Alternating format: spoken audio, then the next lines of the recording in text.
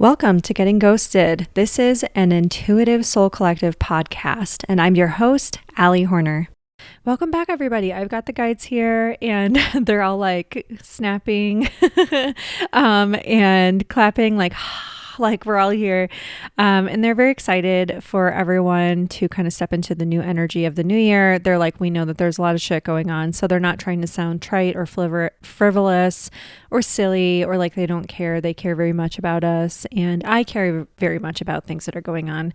And at the same time, they're like, from the guide's perspective, they're like, we're excited for you guys in the evolutionary process you're going through, where you guys are starting to take action instead of being so passive and helpless. And that's a big deal right now. So they're excited to talk a little bit more today. Just again, I don't always know what they're going to talk about before I start recording. That I've said this about my readings. I've said this about a lot of podcasts and content that I create. I don't know what's going to come through before it comes through. That's so that I can just really let the other side really lead. And I'm going to have them come through. I've got Sam and Eric over here. I did do a video with Joy, my spirit guide Joy, today. That will be in the Patreon group. So I hope you guys will go and check that out. That is for the January 19th upload on the Patreon group. So just go and check that out too. But they're really wanting to talk about art and artistry. And so let's get them started. Now, in terms of art, they're over here like, we want to define art. And they're like, art can be anything. Art is what life brings through you in any given moment. And they're like, when we talk about art, we want you to understand that you are not just the artist or the creator of the art. You are the medium. You are the art. You are the conceptor, the dreamer, and the doer. You are the channel through which that art comes. Your body is the vessel for it. Your mind is the receiver of it. It is not the creator of it. So when you are creating art, you are the masterpiece and you're the medium and you're the creator and you're the doer and you are the conceiver of the idea, the downloader. And so there's so much more to all of this. And they keep saying when you can kind of like focus in and out of being each piece of it, you start to sort of like, they're like, you get in the energy and you start to mold and mellow out and get excited. And that's a really important part of the artistic process. And so just realizing like, I'm not just this one thing. I don't have to force this art to come out of me or come through me. All I have to do is tune in and sort of like set my receiver to receive and channel exactly what I need to channel is a really important part in the process.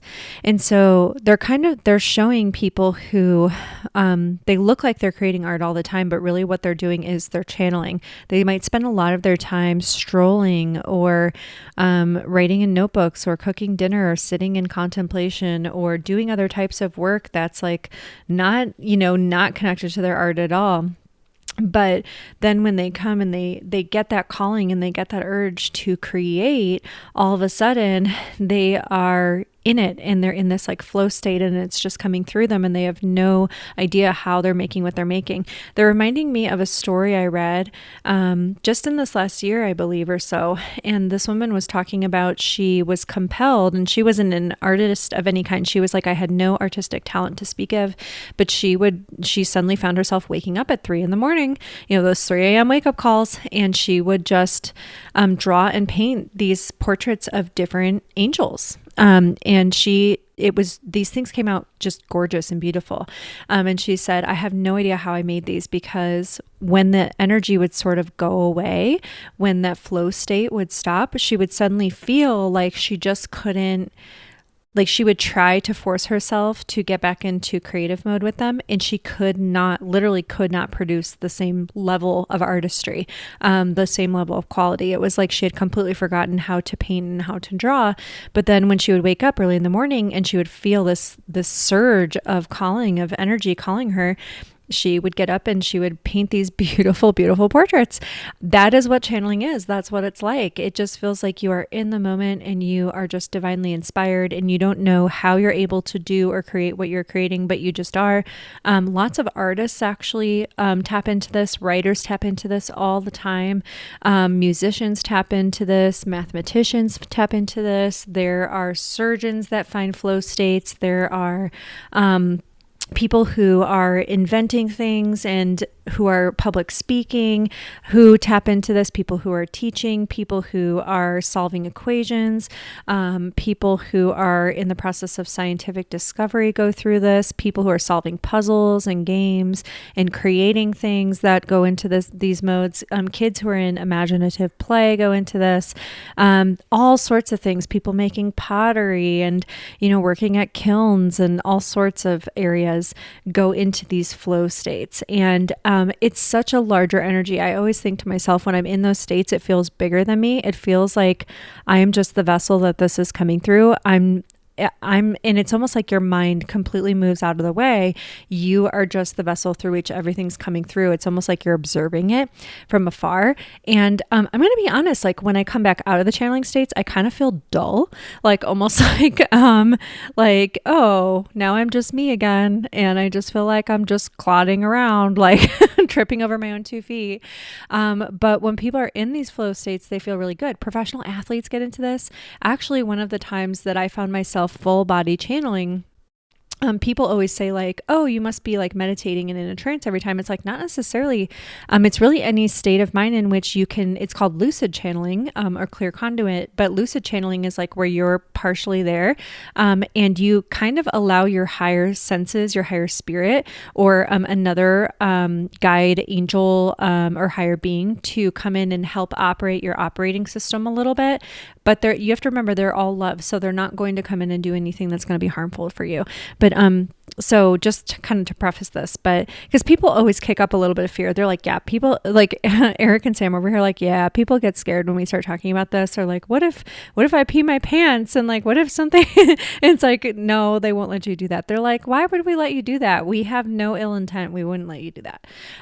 But so anyways, once I was out skiing, and when I don't ski as much anymore, but when I did, I would get into these flow states really, really easily, because when I was skiing, I had to be really, really present in order to not get hurt. And a lot of people would ask me, how did you learn to ski so quickly without taking lessons? And I would say, well, and I would kind of try to gauge how open the person was. But what I didn't tell a lot of people was I had a spirit skier with me. I had someone who would pop in every time I was skiing, who would literally very viscerally ski with me, kind of like in tandem, sort of like in my body. And they would kind of guide me, like I could hear them in my head at the same time. And I could also feel when I would try to ski without them, when I would just try to force myself to do the right motions with my skis, I felt much more afraid. I didn't feel that sense of ease or flow or lightness. I would do a lot of like, I was a lot harder on my joints. It's really hard to describe, but I couldn't find that flow state. And I was a lot more apprehensive, and that really, really, really wrecked a lot of my skiing, because my fear would take over and would cause me to do kind of dumb stuff. And you can really, really get hurt skiing if you're not really, letting yourself flow with your skis. So I remember I would have this voice that would come in that would go, let your skis guide you, like ski from your core. Don't ski just with your joints and just with your knees and your legs. And a lot of people don't know this. When you're originally taught to ski, you're taught to do pizza or French fry. I never learned that. I always would do like my little like zigzag back and forth side stop. I never did pizza ever, because it is literally so bad for your joints. And it doesn't allow you to ski from your core the way you need to. So I'm not trying to give anyone advice. I know some people are like, no, you have to do pizza. Like, we don't want to teach kids not to do pizza. So I'm not trying to give anyone advice. But the way I learned was to be protective over my joints. And I was in good enough shape at the time to ski from my core, where my core would absorb a lot of the shock. So I could ski all day without getting really, really sore. I would definitely Definitely recommend sunscreen because you're going to get, you're definitely going to get a lot of sun up there. But I would have this presence kind of take over me when I would ski a lot, and I would let it because I would find myself like really easily flowing down the mountain when I had no previous experience to speak of. At that point, I just knew exactly what I needed to do. And this voice would like guide me as to how to flow back and forth, how to maneuver. It would even guide me as to where blind spots were or ice patches, or if there was someone coming up behind me, which when you're skiing, the last thing you want to do is try to turn around behind you and look. You have no rear view mirror, right? Like when a car. So people behind you are supposed to watch for you, not the other way around. And so because they know like coming down the mountain, if you're in front of them, that you can't see them. But I would get this like sixth sense when there was people coming even way, way back. And this voice would say, okay, like don't out ski your skis, let your skis do the work. Watch for this patch over here. Just stay over to the left here. Just ease into it. And it would even say, hey, you're fighting a little bit. Do you feel that resistance? Do you feel how that's impacting your joints? Do you feel how much choppier that is? Do you feel like how much more tired you're getting if you resist the flow of where like your body? So this voice was teaching me, hey, like your body senses where it needs to go. Your skis sense where the right grooves are. You need to consider yourself all one. You need to merge with your skis. You need to merge with the environment around you, not work against it. So this voice was like a higher guide that was really teaching me. And that's what full body channeling feels like. Now, some people hear a voice when they're full body channeling. They see visions. They feel an energy sort of like moving through them, working through them. They feel like they're in this beautiful flow state. It can feel calm. It can feel excited and invigorating. A lot of people feel total peace or a sense of like enthusiasm, like they're just compelled. They're just called. They don't know why, but their mind kind of moves out of the way so they don't question it. They just go for it. It feels like a lot of people say it feels like energy is running through them. So even if they're getting woke up, at 3 a.m, they can't make themselves go back to sleep. It just feels like they're like, I just have to get my notebook out. I just have to get my paints out. I just have to record this thing. I just have to go do this. I just have to grab my laptop. I just have to it's literally like they can't get out of their head. They just have to do it. That is spirit working through you. That's your guides and your angels working through you. And people are like, well, is it my guides or is it my higher self? They work through your higher self. So don't worry about that. Don't worry about that whole thing. If you're creating something that feels good, there's nothing wrong with it. Okay. Like you don't have to worry about where it's going. Don't get in your head about how, but when you're in the channeling state, you're not even thinking about, oh, I don't know how. The channeling state teaches you how. It completes the steps that seem like they're missing. It will compel you to do the things that even you're like, I don't know how I was able to do this. I've never learned how to do this before. I've never been good at this before. How am I suddenly good at this now? That's what channeling does. And I found that a lot of people have really unique and interesting channeling abilities and that they can morph and change over time. But one of the things I kept seeing over and over was the 3 to 5 a.m. wake up call. So if you have been having this happening and there's no medical reason for it or stress related reason, trust it. Try to go with it. I have found for me, I channel when I'm channel writing or channel creating. Or skiing or whatever it is, it's kind of like in bursts of flow states. So I find myself like, I always tell my guides, come and, if I'm going to go for a run, come and run with me, come and walk with me. How would you have me walk for perfect alignment? Like channel through me. And I feel so much lighter and brighter and my stamina is way better. I find that my breath is different, the way I'm breathing when I'm running. It's like I might take, 4 to 6 paces for each breath rather than if I'm, forcing myself to jog. I feel like my breath gets out of sync with my running and I'm breathing a lot more and less deeply. So it's almost like I'm in a different state. I'm not as regulated. And so, and especially when I'm writing, I feel like it's like very choppy and off if I'm trying to force it. But if I'm channeling it, it just flows through me. And I'm like, oh man, I'm talking about things that in a way and in a vernacular that I don't even speak. And knowing things that I wouldn't have known. Like sometimes I go back and read what I wrote and I'm like, I didn't know that. That's really neat. And same thing when I'm doing readings and doing channelings for you guys. Sometimes I go back and listen and I'm like, I don't remember saying any of that. Like, I always am like, spirit, universe, show me what you got. What else do you want me to create? What else will be helpful for people? That's the other thing with channeling. It's always an in both. So you may think like, well, it's silly for me to wake up and create this thing in the early mornings, but I guarantee you, spirit is always working through you for others and for yourself. So it's going to do things that awaken your energy and enliven your energy throughout your body, which will help to clear some old things and old things that could make you sick and sad.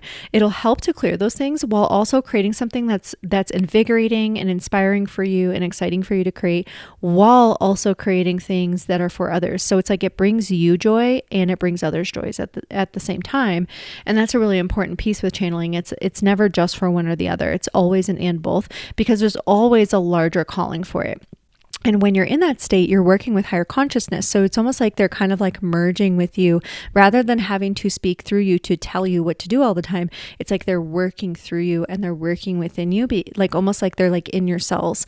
And that's okay because they're higher consciousness. Like they are love. They are life force energy. They are creativity. They are, vitality and radiance and joy and enthusiasm. And so a lot of people find that working with spirit and just removing that resistance and having to clairaudiently hear back and forth and going like, hey, just come and work through me is so much easier. I tell my higher self that all the time. Like, hey, just like in my guides, I'm like, just work through me. Like, you don't have to tell me what to do all the time. Just work through me. Like, make me feel compelled, make it unquestionable. You know what I mean? If I need to be doing something at a certain time, clear my schedule, feel free. And they do it. They do it all the time. And I will get these big urges or this big surge of energy at times. And I'll literally be like, I don't know why I'm going to go do this. I just feel like I have to. And it always works out. It always works out perfectly. So that I just wanted to offer that to you guys today, because I feel like that's a really important piece to start off this next year of Fire Horse energy, because as we move into February and March, you are going to be feeling a lot more of these surges of energy, especially if you're here and you're listening to this.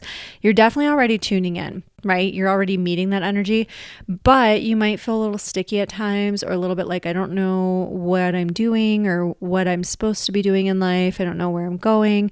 We're definitely exiting the time frames of like, you could have one job for 40 plus years. Our generations just aren't going to do that. I've known that since I was young. But a lot of people are kind of waking up to this reality now. And so we're moving also out of the era of, just doing, what we thought we were supposed to be doing, and more so doing what we are called and compelled to do. The more that you can merge with and channel from higher consciousness, trust me, they will work through and help you bring the work you're meant to do to life. They will help you with the financial part of it. They will help you with the inspiration. They will help you with finding the right people at the right time. You don't need to worry about any of that. You don't need to worry about how. Just call in those higher guides and they will work through you. Even recently, I did a reading for someone and they had poets working with them on the other side. And someone else had architects working with them on the other side. And it's super, super cool. There are so many more of them. And I know there's billions of us here on Earth at this time, but there are, for every, one of us, there are like 8 bajillion more of them. So there's so many of them helping each one of us. And it's what they love to do. And they're here to work through you and to support you. And if they are, it's because they're meant to. You arranged this with them before you came. So don't worry about, is it my idea or is it theirs? No, they know what your soul wanted to achieve. They know what you want to have in this lifetime, and they will work through you and work with you to work toward that and to have that. So I just wanted to bring that to you guys today. Also, I have the 2026 energy updates are in the episodes previous to this. So I hope that you guys will listen to those. I know they're a little bit longer, but I know that you guys will get a lot out of them. Now, coming into 2026, we're coming into a year where we're going to see, still the internet's still going to be here. People will still be online and on TikTok and all these platforms. But we're going to see a lot more analog and a lot more people wanting to have tangible things. They're wanting to hold things in their hands, but well-made, quality-made things. And a lot more people are going to be, as my guides have said over and over, returning to the work of their hands. So learning how to make their own things like artistry, innovation, invention, tinkering, people who are really good at buildings and plumbing and, craftsmanship is going to be making a comeback because we have seen such a lack of it lately. And so these generations are learning what happens when we go to, we focus on quantity over quality. And so we will see the couple of generations that are here and then the ones that are, being born really focusing on quality over quality instead of, fast fashion and mass paperbacks and mass production and things like that. We will see a lot more niches. So I wanted to let you guys know I am going to be starting my snail mail club. I'm so excited for it. I've got it's like a little snail mail meets like magazine type of thing. I hope that you guys will sign up for the waitlist because I want the first edition to be coming out here soon. My hopes are to include all sorts of fun things in there, everything from spiritual scavenger hunts to intuitive games that you can play to, tips of the month and stuff like that for working with spirit. In addition, stories about people's, spiritual awakenings, stories about people, following synchronicities, trusting intuitions, hearing voices from beyond that help to save the day, visits from loved ones, signs and synchronicities, all sorts of things, and as well as like questions. I would like to kind of change up the content from month to month, but really I want it to be focused on your stories and then I'm going to work to have some like monthly themes and stuff like that. So please submit your stuff. What do you want to hear about? What do you want to learn about? What are you excited about? And sign up for the waitlist because I am so excited for this. I just think it's really been on my heart. And I paid really close attention to when an idea keeps showing up over and over and over. This just feels like it just feels good. So I'm working on that right now. And I'm also working on writing a book about spirit communication. And, as spirit always does, they are creating so much more with this book than I thought that they would. So I'm so excited for it. And I hope that you guys will get ready for that as well as some really cool intuition journals and notepads. So I have a lot of cool things that you can hold in your hands that will be coming out in the next year or so. So make sure that you are following along, that you are also signed up for my emails or in my Patreon group because they find out about things first. So go over to my website. It's intuitivesoulcollective.com and you will see areas to sign up on waitlists for all of these things. And I hope that you guys come and join us for those. In addition, in my Patreon group, I just opened up the Ascend membership level. They get monthly readings to help them with their spiritual awakenings. And they also get monthly trans-channeled guidance. They also get access to everything in the other tiers below them. So monthly channeling classes and all sorts of stuff. So I hope that you guys will come and join us. I do have limited spots in that group, but I can always open up more if there's more demand for it. They will also automatically get in on the snail mail monthly when it's created. So in the easy and stuff. So I hope that you guys are excited for all of that. The print magazine stuff. So I hope that you guys are excited for all that. And I hope that you guys will continue to submit stories and questions for the podcast as well. Just so many fun things coming out. So I just wanted to again say, please open up your channels. Let yourself ask, what do you need to be creating today? If you were the artist and the work of art itself, if you were not just the medium, but the masterpiece, really think about if you were the story and the author and the receiver of the information, or are you just meant to be the channel through which it flows? There's so many different ways for you to bring through art in this lifetime, to create a work of art out of your life and to be a work of art yourself. I hope that you will continue to do that because in this lifetime, you are here for so much more. And I know that we're not just here to consume, we're here to create. And 2026 and 2027 are the years we wake up to this. These are the years that people are like, no more. I'm not just consuming. I am here to be and do and have and bring to life so much more. And it's not just about looking good to other people. And it's not about living in fear anymore. What will people think? It's about just really enjoying the process of creating and allowing yourself to do it with purpose and with passion and with enthusiasm, even if the only purpose is because it makes you feel good. And so I'm so excited to just welcome you guys into that. And I hope that you guys will come and join us in Patreon, because I feel like this will be a good space for you guys to get that kind of support for everything that you're creating. So feel free to send in your questions on the website or through the link in the show notes. And I hope you guys go have a lovely, lovely week.